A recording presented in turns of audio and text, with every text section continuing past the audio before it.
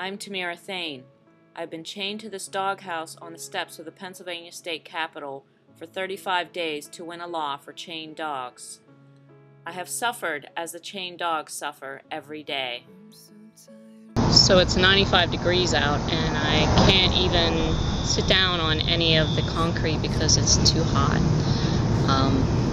I did sit in the shade of the steps for my feet until 1 o'clock, but now there's no shade anywhere, and I have to just stand in the pillar to find just the tiniest bit of shade for my legs. I don't know how dogs survive in this kind of weather, and if they don't have water and shade, they're dead. I've endured days of extreme heat and hours of freezing rain when I had to stand the entire time, aggravating an ankle injury. If there's one thing I know, it's that dogs deserve better than life on the end of a chain.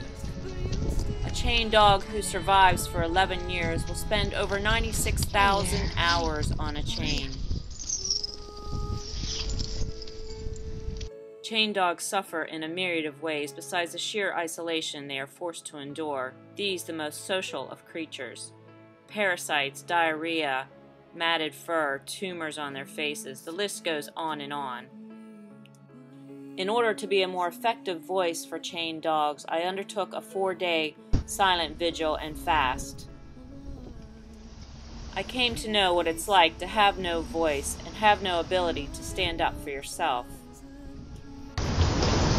This is the dog who lived on this 50-pound chain for his entire life before he came to me. Is it any wonder that he became aggressive? How could he not become aggressive, attached to this chain and dragging this chain day in and day out? It's completely unacceptable.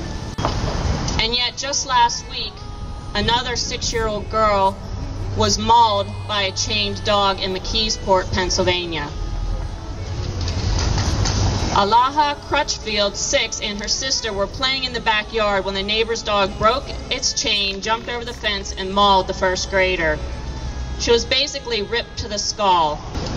There was an article on my chaining done in the Pittsburgh Tribune Review this week. And if you don't know, our bill 1435 is sitting in the Senate Ag Committee.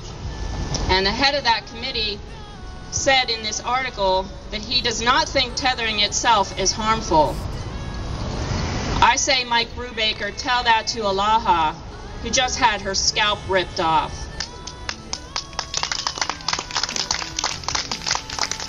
Tell it to Brianna, who lost her life in the last session while we were fighting for a law to a chained Roddy attack.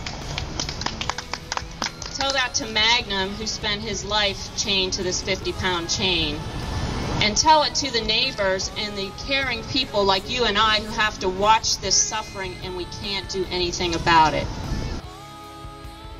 Our prayer for chained dogs. Dear God, we bring to you our voiceless, our sad, our lonely, our chained, and ask that you will scoop them up into the arms of the divine, comforting them, protecting them, calming them, breaking the chains man has bound them to. Free them with a love so powerful it shatters all barriers, destroys all opposition, and knows the truth. Dogs do deserve better than life on the end of a chain.